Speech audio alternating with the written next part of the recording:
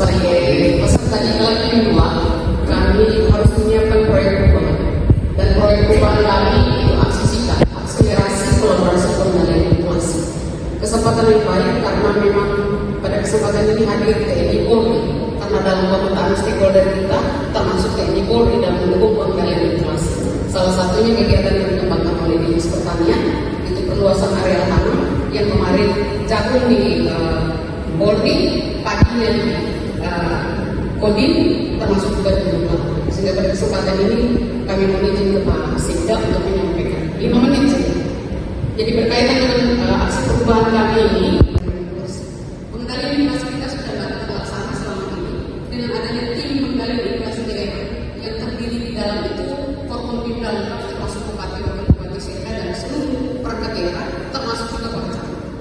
Dan posisi kita hari ini bahwa kita sudah menjalankan, tetapi kita masih parsial dengan kewenangan dari masing-masing perangkat daerah.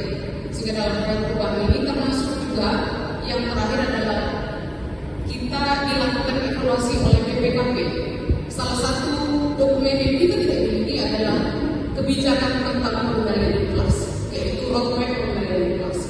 Sehingga dalam satu dokumen perencanaan 3 tahun 2025 sampai dengan 2027 sudah dijelaskan terkait dengan kegiatan dalam kaitan 4 strategi: keterjangkauan harga, ketersediaan pasokan, kelancaran distribusi, dan komunikasi yang efektif. Itu tersebar tanggung jawabnya ada pada perangkat yang terkait, termasuk KSOP, termasuk Bulog, dan termasuk BPJS. Terima kasih banyak dari Forkompimda, termasuk juga dari TNI Polri bersama para camat dan kita semua yang hadir. Informasi ini menjadi penting.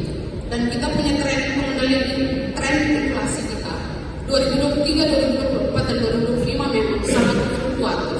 Hari ini berkaitan dengan dari ketahanan pangan dan dinas pertanian, produksi kita punya pertanian itu hanya dengan 6.000 sampai dengan 7.000 ton untuk kebutuhan satu kabupaten ini.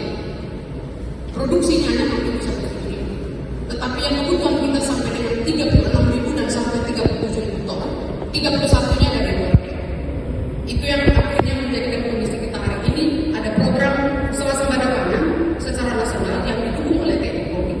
Itu salah satu. Kemudian yang berikut berkaitan dengan kita ini sangat terpengaruh komoditas yang penyumbang inflasi terbesar itu adalah ikan.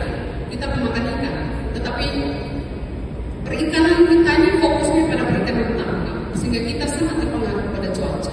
Bulan Januari, Februari, Maret 2023 sampai 6,39%, dan hari ini kita di Maret kemarin sampai dengan 4,25%, dan itu fluktuatif setiap tahun karena memang komoditas penyumbang inflasi.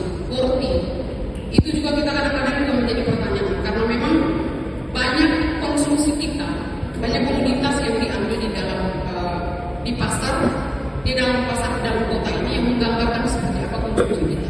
Jadi itu produksi kita terbatas, kebutuhan kita tinggi, sehingga terjadi fluktuatif harga dan berkembang kepada indeks konsumen, harga konsumen yang juga berdampak kepada inflasi yang hari ini kita ikuti bersama. Kenapa inflasi menjadi penting? Karena sangat besar pengaruhnya terhadap daya beli masyarakat. Dan hari ini dengan kondisi kita hari ini kita juga bisa menyadari berbagai komoditas yang ada di pasar, bawang merah sebentar naik, bawang putih sebentar naik, cabai rawit. Nah, bagi kami yang tidak hanya kami ibu-ibu, tapi bapak-bapak juga sangat merasakan ketika situasi kita hari ini. Dan inilah yang akan kita kendalikan secara bersama-sama, secara efektif dan kolaboratif